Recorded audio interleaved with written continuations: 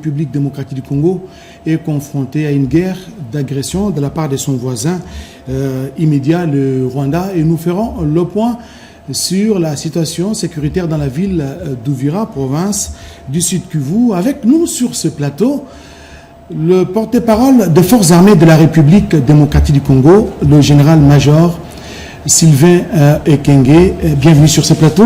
Merci Oscar. Mon général, d'aucuns se demandent quelle est la situation exacte et réelle sur différentes lignes de front dans lesquelles sont engagées les forces armées de la RDC. Actuellement, Oscar, la situation reste très volatile au nord Kivu, au sud Kivu. Elle est particulièrement marquée par des affrontements et tous les fronts, tous les axes sont concernés par ces affrontements. L'armée rwandaise et ses supplétifs continuent de se renforcer avec les troupes et les équipements militaires, voulais-je dire. Les attaques sont quasi quotidiennes dans cette partie de notre pays, au nord Kivu, au sud Kivu, et ce, en violation du cessez-le-feu. Quels sont les actes justement qui sont concernés par ces violations de cessez-le-feu de la part de l'armée rwandaise? Il y a d'abord au nord Kivu l'axe Rutshuru-Lubero et l'axe Masisi-Walikale. Et quand je parle de Masisi-Walikale, il y a des sous-axes. Il y a l'axe qui part de Masisi vers Nyabiondo-Kachebere et l'autre axe qui part de Mweso vers Pinga. Tous ces axes-là sont concernés par les combats et à ne pas oublier les combats qui se déroulent au niveau du territoire de Lubero et au sud Kivu. Nous avons l'axe Miti Bunyakiri, nous avons l'axe Walungu-Shabunda, l'axe Walungu-Mwenga et sans oublier ce que vous connaissez sur l'axe Uvira. Puisque vous parlez de Uvira, dernièrement, la coalition AFC M23 avait annoncé le désengagement de la ville d'Uvira, que ses troupes ont quitté la ville d'Uvira sous une certaine conditionnalité. Vous estimez que c'était du leurre? Effectivement, Oscar, on ne peut pas se désengager d'Uvira et continuer le combat au-delà d'Uvira. Mercredi, il y a eu des combats à Makobola. Makobola, c'est à plus de 30 km d'Uvira. Et à Makobola, on a dû capturer des militaires rwandais, des combattants de l'AFCM 23. On les a capturés, ils étaient au nombre de 17. Il y a eu des morts. C'était des combats très violents.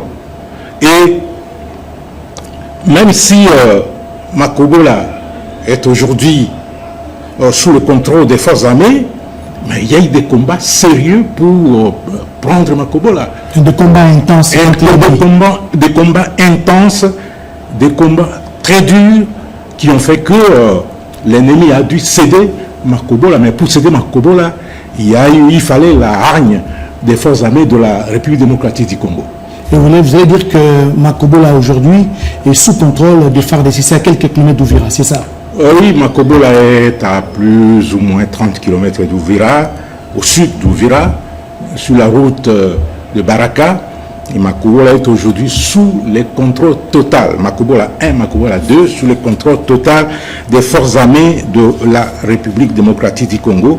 Et les combats sont concentrés à l'heure où je vous parle, et depuis ce matin d'ailleurs, dans les localités de Katongo et Kabimba, à plus ou moins 7 km d'Uvira. À plus ou moins 7 km d'Uvira, et donc la violation du cessez-le-feu est plausible, manifeste sur la ligne de front par l'ennemi rwandais avec ses supplétifs du M23 au lendemain de l'accord de paix de Washington signé, vous le savez, le 4 décembre dernier. Moi, je vais en parler un peu des habitudes, des cultures n'est-ce pas, qui sévit dans cette partie de la République. Nous parlons un peu de ce concept de Kinyarwanda, Obwenge ou Ubwenge, je pense que j'ai bien prononcé. Et vous, quelle est la connotation que vous donnez à ces concepts que d'aucuns qualifient d'intelligence? Oui, beaucoup de gens ne connaissent pas les Rwandais. Moi non plus. Mais j'ai eu à conférer, à échanger avec quelqu'un qui connaît les Rwandais, particulièrement les Tutsis, qui a travaillé chez eux comme enseignant pendant très longtemps, et que j'ai eu à échanger avec lui lors d'une rencontre. Et d'emblée, ce que j'ai compris, c'est que la langue Kinyarwanda, c'est une langue bantoue. Ce n'est pas une langue nilotique. Or, les Tutsis sont des nilotiques. Oui, ils sont venus adopter cette langue lorsqu'ils sont arrivés au Rwanda. Donc, il y a un terme, un concept nommé Obwenge. Obwenge, c'est un concept qui est utilisé dans les langues bantoues du Nord Kivu et du Sud Kivu. Chez les Chi, on l'utilise, chez les Wunde et dans d'autres langues, on parle de ce concept-là, Obwenge. Obwenge signifie intelligence. C'est intelligence. Et quand on dit que cet enfant, on associe le nom d'Obwenge à un enfant ou à un individu, c'est qu'on veut dire que cet individu est intelligent, cet enfant est intelligent. Mais chez les Rwandais, ils ne parlent plus d'Obwenge, ils parlent d'Ubwenge. Ubwenge, à travers ces concepts qu'ils ont déformés, ils ont développé d'autres connotations conférant à l'intelligence des sens maléfiques. Oui, effectivement. Cette intelligence a été habillée par les Rwandais des coutumes, des costumes, des ruses, des perfidies, des mensonges, des magnités, des escroqueries. Obwenge, devenu Ubwenge, est devenu synonyme de subterfuge, stratagème, feinte, tromperie, désinformation, déloyauté, manipulation, astuce, intoxication, manœuvre dilatoire, infidélité. Obwenge, pour eux, ils l'ont développé, c'est devenu alibi. Ce n'est plus l'intelligence ordinaire, c'est devenu une intelligence maléfique. Alibi, capacité de nuire, mauvaise foi, abus de confiance. Obwenge, c'est aussi la malveillance, la traîtrise, le non-respect des engagements, le manquer à la parole donnée, feindre la réalité, duplicité, fourberie, hypocrisie, infidélité. Et ça, on enseigne cela aux enfants dès le bas âge. C'est devenu une culture qu'on enseigne aux enfants dès le bas âge pour devenir perfides. Donc, le régime actuel à Kigali en a fait toute une culture et inculque ces principes aux générations pour le pérenniser. Donc, il n'y a pas lieu de s'étonner de leur attitude, de ce qu'ils ont fait. Ils signent un accord et ils ne le respectent pas. C'est leur nature. Donc, ils signent un accord, comme c'est le cas le 4 décembre 2025 à Washington. Le président Kagame a signé cet accord. Et avant même de signer, puisqu'à Washington, le 4, c'était un peu tard, le même jour, ils attaquaient la RDC à partir du territoire rwandais. Avant de signer. Voilà. À partir de Yarama, ils attaquaient, ils larguaient des bombes sur le territoire congolais. Et c'est pratiquement saper, jeter les discrédits sur cet accord qui a été parrainé par le président américain Donald Trump. Parlons un peu du mariage civil, le mariage chez... C'est le même principe, Oscar, le perfidie, qui fait que lorsque vous épousez aujourd'hui une femme, tout il faut faire attention. Ah bon? Oui, il faut faire attention parce que si vous êtes responsable, et c'est ce qu'ils ont fait avec les chefs coutumiers, les grands chefs coutumiers un peu partout, on vous donne une femme, mais vous allez recevoir un membre de la famille, un cousin, un neveu qui viendra chez vous. De la famille de la femme. De la femme. Et on va vous présenter comme le neveu, le cousin, alors que ce n'est pas un neveu, ce n'est pas un cousin, c'est la personne qui viendra faire les enfants avec votre épouse à la maison. Et on vous dira que non, les enfants naissent Tutsi comme des Tutsis parce que la race Tutsi est supérieure, alors que c'est une perfidie. C'est toujours la perfidie, Ubwengi. inculquée même chez les femmes Tutsis. Effectivement. Là, c'est très dangereux. Moi, voulez-vous dire que les Rwandais aujourd'hui sont capables de tout, parce que vous parlez des Ubwengi, on est en train d'inculquer le mensonge, la perfidie, le non-respect des engagements aux tout petits, et quand ils grandissent, on assimile cela à de l'intelligence. Pensez-vous que les Rwandais ou le Rwanda aujourd'hui est capable de tout? Oui, le Rwanda est capable de tout. Et le pouvoir rwandais est déterminé à déstabiliser la République démocratique du Congo, à déstabiliser notre pays et ses institutions. Et c'est pourquoi j'interpelle tous les Congolais, que vous soyez de gauche ou de droite, du centre ou je ne sais de quelle obédience, nous n'avons que ce pays et nous devons le protéger. Et nous devons ouvrir l'œil et les bons, puisque les Rwandais ne baisseront jamais pavillon. Ils vont continuer autrement à chercher à déstabiliser notre pays. Parfois, en utilisant les fils, effectivement. Vous avez vu la plupart d'officiers généraux et supérieurs arrêtés. Ce sont des officiers généraux et supérieurs qui ont été manipulés par les Rwandais. Et ils ne s'arrêtent pas là. Le fait qu'on les ait interpellés, ils sont essoufflés. On les a coupé l'herbe sous les pieds, bien sûr, mais ils sont en train de monter d'autres stratagèmes pour essayer de porter un coup fatal à notre pays. Donc, il faudrait que le Congolais, où que nous soyons, nous puissions ouvrir l'œil. Et surtout nous qui sommes ici à Kinshasa, au Congo central, à l'Équateur, au Grand Équateur, dans la province, la grande province orientale, le Grand Bandundu, nous devons faire attention. Ne croyons pas que la guerre est seulement à l'Est. Elle peut venir ici par d'autres moyens. Donc, comme on dit à Lingala, yo talanga ingana tala yo. Donc nous devons nous regarder sérieusement, pour qu'on ne connaisse pas de surprises ici à Kinshasa et dans d'autres parties. Moi, je rends donc ce qu'il faudra éviter, c'est la distraction, des débats politiques inutiles, et nous devons être focus sur ce qui se passe dans l'Est du pays. Nous sommes distraits avec des histoires invraisemblables, surtout nous qui sommes ici à Kinshasa, avec notre, entre guillemets, quinoiserie. Mais nous devons savoir que nous n'avons que ce pays et nous devons le protéger. Et la meilleure façon de protéger ce pays, c'est que tout le monde puisse contribuer à sa sécurité. Et chacun, là où il est, doit veiller pour qu'un intrus ne puisse pas venir nous faire du mal. Mon général, peut-être avant de nous séparer, je voudrais qu'on revienne sur cette question d'actualité. Dernièrement, les forces armées de la RDC avaient lancé le recrutement de jeunes au sein de services spécialisés des forces armées de la République. Où en est-on avec cette opération? Oui, le concours, le recrutement dans les écoles militaires se fait sur base d'un concours national. Et aujourd'hui, à travers la République, sauf dans les territoires occupés, ce concours a eu lieu et ça va continuer demain pour d'autres spécialités. Et beaucoup de jeunes ont répondu présent. Le concours a eu lieu ici au Grand Golo. Et d'autres candidats ont passé, les candidats militaires ont passé les concours au Centre supérieur militaire pour Kinshasa.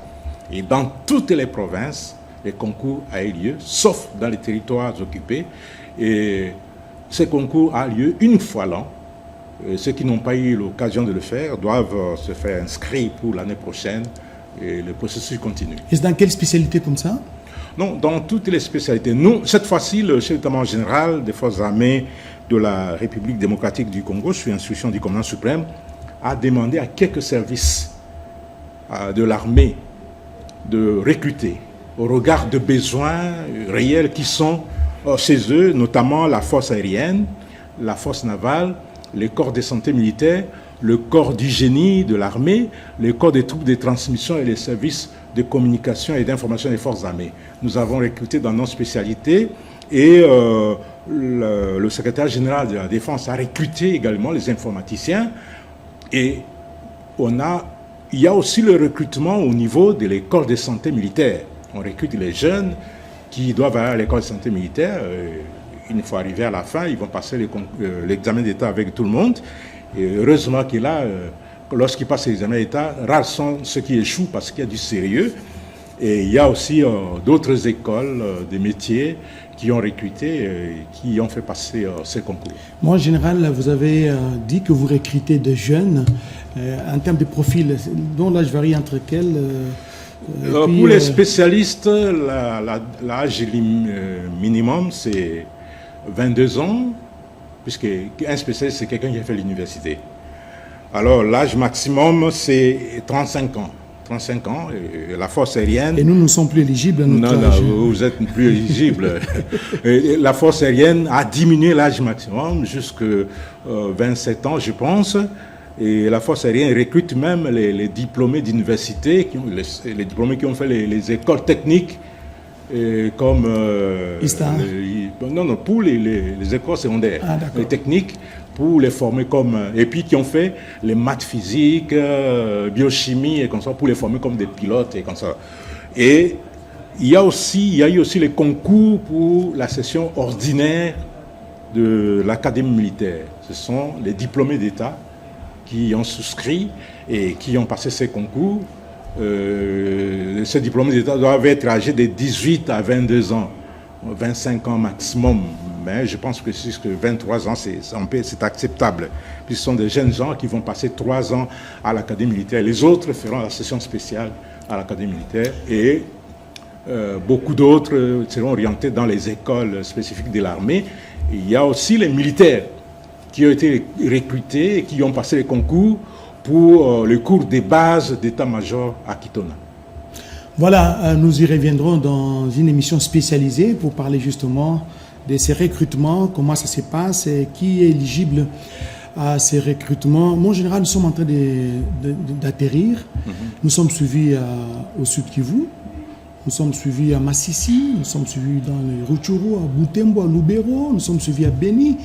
Nous sommes suivis également à Uvira, dans les 2 provinces, donc Nord et Sud Kivu.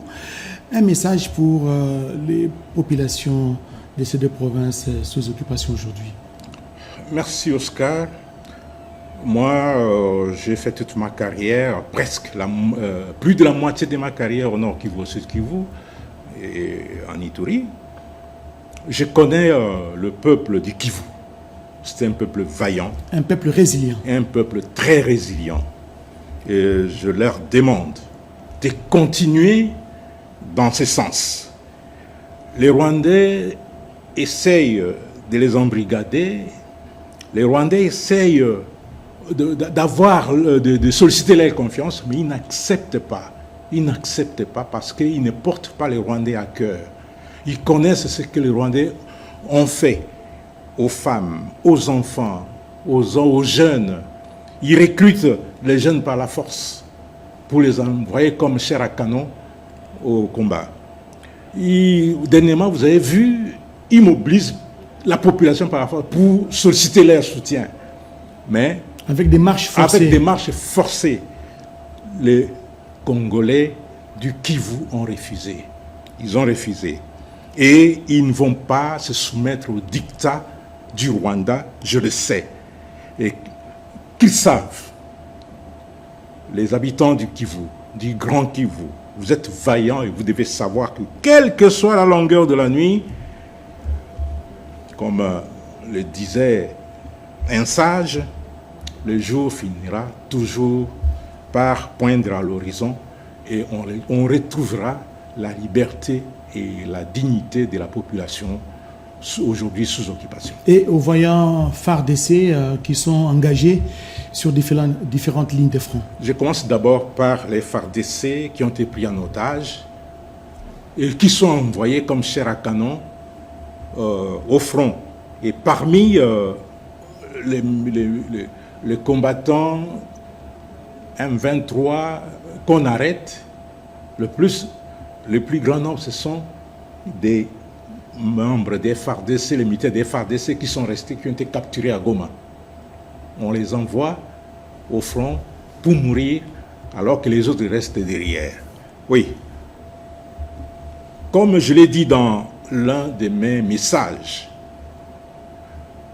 votre place est toujours, je vous regarde dans les yeux, votre place est toujours au sein des forces armées de la République démocratique du Congo. Et n'oubliez pas qu'on vous a demandé de déserter et de regagner les camps de la patrie. Et vous devez tout faire. Si on vous envoie au front, d'amener votre arme, ou carrément vous jetez l'arme et vous regagnez les camps de la patrie, vous vous rendez. Il faut fuir ces mouvements terroristes qui vous vendent du vent, qui vous donnent des promesses irréalisables, et vous avez vous-même vécu les atrocités à Rumangabo, les atrocités dans leurs camps d'instruction qui sont des camps de concentration. Beaucoup sont morts et on continue à vous envoyer pour mourir. Donc, si l'occasion se présente, ne l'oubliez pas. Faites défection, rendez-vous du côté de l'armée nationale. Aux militaires FARDC qui se battent, je sais que vous êtes vaillants, je sais que vous êtes forts, je sais que ce sont des circonstances occasionnelles qui ont fait que vous puissiez perdre ce que nous avons perdu à cause de ce qu'on a évoqué, de la traîtrise, à cause des erreurs commises. Nous avons pris l'engagement, en venant dans l'armée comme volontaire, de servir la patrie sous les drapeaux avec détermination jusqu'au sacrifice suprême. Nous avons pris l'engagement de protéger notre population jusqu'à verser notre sang. Nous devons nous battre. Nous devons combattre cet ennemi. Cet ennemi a des armes, vous avez des armes. Cet ennemi est composé des hommes, vous êtes plus que les hommes, très vaillants. Cet ennemi, les Rwandais ont été formés, vous aussi vous avez été formés. Donc, désormais, il n'y a plus de place dans notre armée pour les couards, pour les peureux, pour les fuyards. Nous devons tous nous mobiliser et laver cet opprobre qui nous a été infligé par ce petit pays, le Rwanda. Nous devons les combattre et les combattre jusqu'à libérer tous les territoires occupés aujourd'hui. C'est notre devoir et c'est un devoir patriotique. Merci, mon général. Je rappelle que vous êtes porte-parole de l'armée loyaliste, des forces armées de la République démocratique du Congo.